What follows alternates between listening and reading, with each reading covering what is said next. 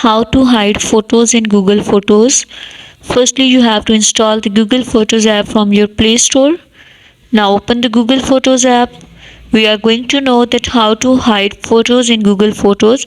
Same method is for Android as well as for iPhone. Before this, just make sure watch the complete video and follow each step carefully to avoid forgetting anything and making mistakes. We are going to hide photos in Google Photos. You can see here at the bottom there is an option of library. Click on it. You can see here at the top there is a utilities. Here you have to click on the utilities icon. Now you have to scroll this bar and you can see at the bottom there is an option of locked folder. Click on it. You have to use your pin or use your fingerprint. Now you have to turn on backup. Firstly, turn on backup. Now you can see here you can click on the plus icon which is present at the bottom. Select any of the photo from your gallery. Click on move here in this way. Click on move that photo allowed in this way.